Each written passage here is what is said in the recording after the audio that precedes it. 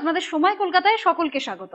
এই মুহূর্তে মা আসছে বিশেষ অনুষ্ঠান নিয়ে আপনাদের সঙ্গে রয়েছে আমি বৃষ্টি। জটা জুটং সমযুক্তং মর্থেন্দু কৃত শেখরম লোচনাত্রায় সংযুক্তং পূর্ণেন্দু সাদৃশ্যনম। বাংলায় তর্জমা করলে বলা যায় দেবী জটা জুটধারিণী, তার শিখর অর্ধচন্দ্র দ্বারা ভূষিত, তার পূর্ণচন্দ্রের ন্যায় কান্তিময় মুখমণ্ডল ত্রিনয়ন শোভিত। মা আসছেন আর মা দুর্গার আগমনী বার্তা ছড়িয়ে পড়েছে মর্তলোকে, ছড়িয়ে পড়েছে শারদীয়া উৎসবের সৌরভ। বাঙালি মেতে উঠতে চলেছে দেবী দুর্গার পুজো ও উৎসব উদযাপনে। দুর্গাপুজো প্রাথমিকভাবে কেবলমাত্র রাজা, জমিদার এবং বাবু তথা ধনী সম্প্রদায়ের বাড়িতে আয়োজিত হতো। সেই কৌলিন্য আর ঐতিহ্য মেনে আজও অনেক রাজা, জমিদার বা ধনী বংশের বংশধরেরা আয়োজন করেন দুর্গাপুজোর। এরকম অনেক বনেদি বাড়ির পুজো আজও ছড়িয়ে ছিটিয়ে রয়েছে বাংলার বিভিন্ন কোণায়। উত্তর 24 পরগনার দত্তপুকুরের শিবালয়ে রায়বাড়ির দুর্গাপুজো রাজ্যের অন্যতম প্রাচীন বনেদি বাড়ির পুজো, যার ইতিহাস, ঐতিহ্য এবং পুজো পালন পদ্ধতি তুলে ধরার প্রচেষ্টা এদিনের সময় কলকাতার কোলাজে।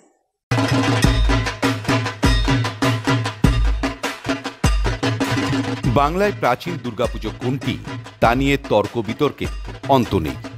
তবে দুর্গাপুজো নিয়ে যারা গবেষণা করেন তাদের আধুনিকতম মত, অধুনা রাজশাহীর তাহেরপুরের রাজা 12 ভূঁইয়ার অন্যতম রাজা কংসনারায়ণ 887 বঙ্গাব্দে বা 1480 খ্রিস্টাব্দে দেবী দুর্গার প্রতিমা গড়ে প্রথম দুর্গাপুজো করেন।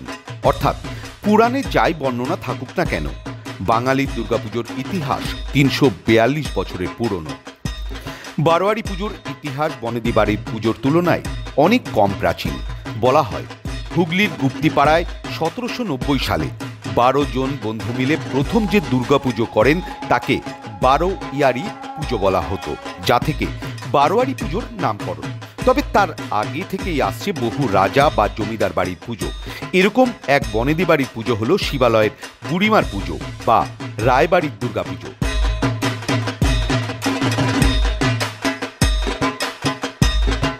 কৃষ্ণনগরের রাজা কৃষ্ণচন্দ্রের আত্মীয় শিবচন্দ্র রায়ের হাত ধরে শুরু হয় দত্তপুকুর অঞ্চলের বুড়িমায়ের পুজো।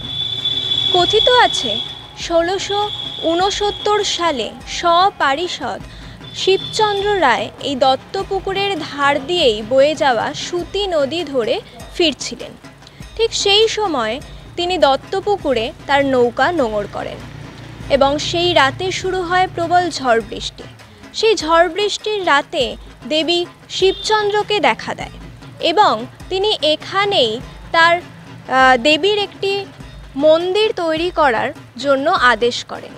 শিবচন্দ্র সেই আদেশ অনুযায়ী এখানেই তালপাতার একটি মন্দির তৈরি করে শুরু করেছিলেন দেবীর পূজা। রাজা শিবচন্দ্রের প্রতিষ্ঠা করা পুজো বুড়িমার পুজো নামে পরিচিত। এখানে কিছুকাল বসবাসও করেছিলেন শিবচন্দ্র, আর রাজার সাময়িক নিবাসস্থলকে ঘিরেই গড়ে উঠতে থাকে জনপদ। আজও নিজেদের রাজা শিবচন্দ্রের বংশধর দাবি করে শিবালয়ের রায় পরিবার নিষ্ঠা ভরে আয়োজন করে চলেছে দুর্গাপুজোর। একদা বনেদি পরিবারের সেই গরিমা আজ অস্তমিত হলেও কৌলিন্য কমেনি বুড়িমার পুজোর। পুজো আমাদের জন্মাষ্টমীতে কাঠ পুজো থেকেই আমাদের পুজো শুরু হয়ে যায়। ওই দিনকেই কাঠ পুজো হয়, তার পরের দিন থেকে ঠাকুর গড়া শুরু হয়। পুজোর নিয়মাবলী আমাদের ওই বিশুদ্ধ সিদ্ধান্ত মতো যেমন বেলুড় মঠে হয়, আমাদের গুপ্ত প্রেস অনুযায়ী সমস্ত পুজো আশ্রা হয়। এখানে এই ডন্ডি খাটার একটা প্রচলন আছে, 1000-1200 লোক ডন্ডি খাটে। তারপরে প্রচুর বহু বাইরে থেকে বহু লোকজন দূর দূরান্ত থেকে আসে, সবাই পুজো টুজো দেয়। রাজা শিবচন্দ্রকে নিয়ে অজস্র জনশ্রুতি আজও ফেরে দত্তপুকুরের শিবালয়ের লোকমুখে। বলা হয়ে থাকে রাজা শিবচন্দ্রের নাম অনুসারে এই রাজপাটের নাম হয় শিবালয়।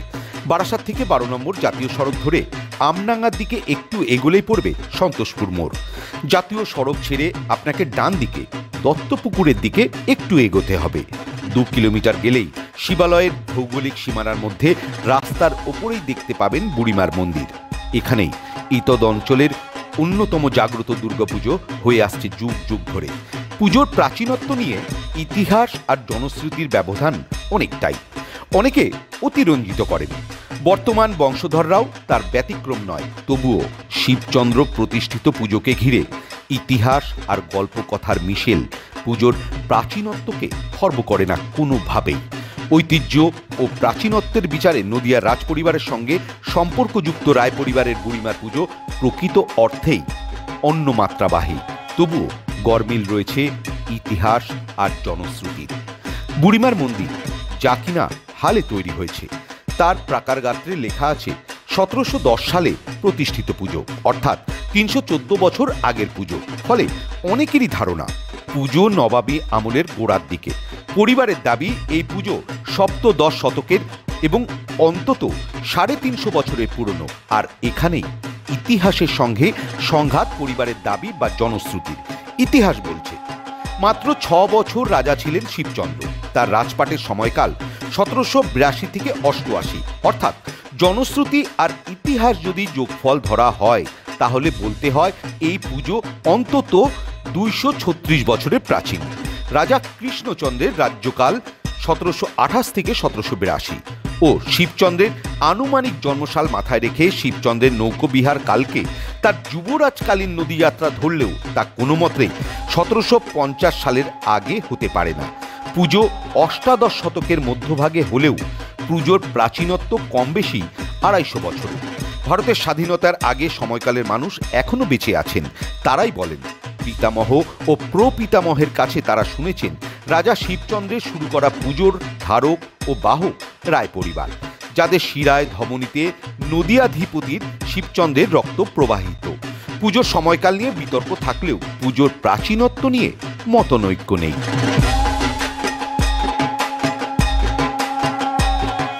বুড়িমার পুজোর সাথে প্রথাগত পুজোর অনেক ক্ষেত্রেই অমিল আছে। দেবী মূর্তি থেকে পূজা পালনের রীতি, অনেক ক্ষেত্রেই গতানুগতিকতার সংজ্ঞা ভেঙেছে প্রাচীন এই পুজো। সবিস্তারে বিষয়টি তুলে ধরা যাক। কথিত আছে দেবীকে নৃসিংহ রূপে স্বপ্নে দেখেছিলেন মহারাজা শিবচন্দ্র রায়, আর সেই নৃসিংহ রূপেই পূজিতা হতেন দেবী। দেবী দশভুজা হলেও 2টি হাতে শুধুমাত্র দৃশ্যমান, অন্য 8টি হাতের অবস্থান গুপ্ত বা লুকোনো থাকে চুলের মধ্যে। শিবালয়ে সিংহ বাহিনীর দেবী মূর্তি নন, দেবী অশ্বে অধিষ্ঠিতা। মায়ের ওই দৃশ্যমান হাত আছে, 2টো দেখা যাবে, আর ওই কাঁধে ছোটো ছোটো হাতগুলো থাকে। আর ঘোড়াটা মানে সিংহটা হচ্ছে ঘোড়ার মতো মুখ আর কি সিংহী। এরকম প্রথা চলে আসছে যুগ যুগান্তর ধরে।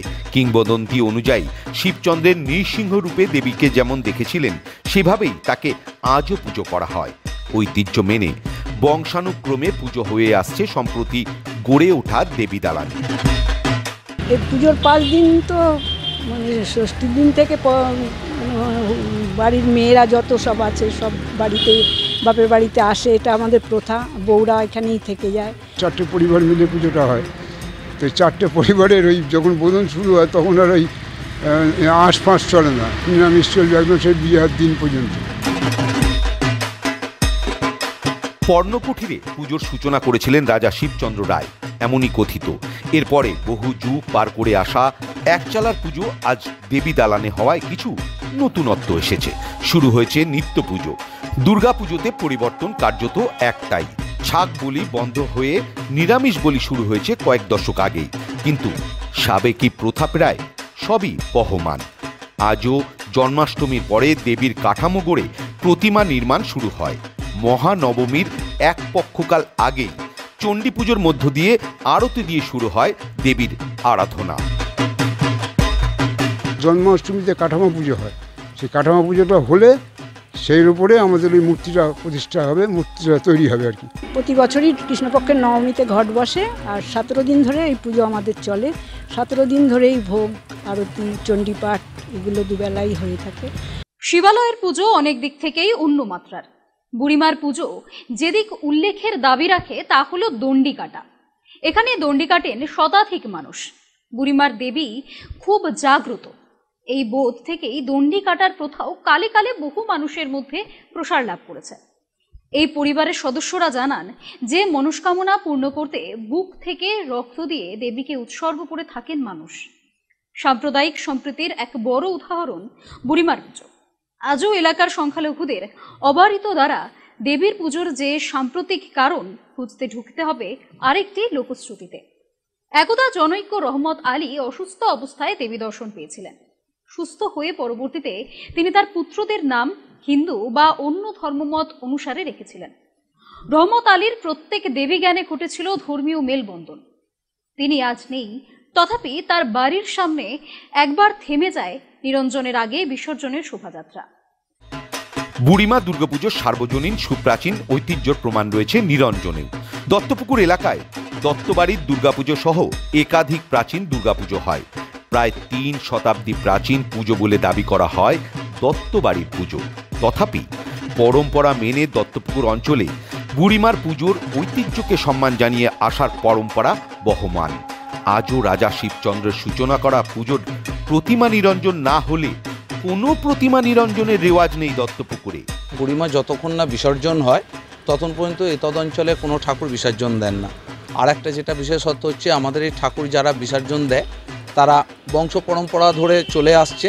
এখানে একটা কায়পুত্র পাড়া আছে, তারাই নিয়ে যায় কাঁধে করে। আর আপনার এখানে রহমত আলীর বাড়ির সামনে নামানো হয়, নেবে ওখানে 3 পাক ঘোরানো হয়, তারপরে আমাদের আড়ংয়ের উদ্দেশ্যে রওনা হয়। আজ সূক্ষ্মবতী সুবর্ণবতী নদী মজে এক খালের আকার নিয়েছে। বর্তমানে সুটি নদী নামে পরিচিত মৃতপ্রায় নদীতে নিরঞ্জন হয় দেবীর। আবার প্রতীক্ষা চলে 1 বছর ধরে মায়ের আগমনে। রীতি মেনে এখানে হয় বুড়ি মায়ের পুজো। বহু প্রাচীন এই পুজো, তাই মায়ের নাম এখানে বুড়িমা। বিসর্জনের দিন সমস্ত বিসর্জন পর্ব যখন চলতে থাকে, ঠিক সেই মুহূর্তে মায়ের বিসর্জনের সব শেষে দত্তপুকুর অঞ্চলের সমস্ত প্রতিমা বিসর্জনে যায়। বারাসাত থেকে শর্মী পালের রিপোর্ট, সময়, কলকাতা।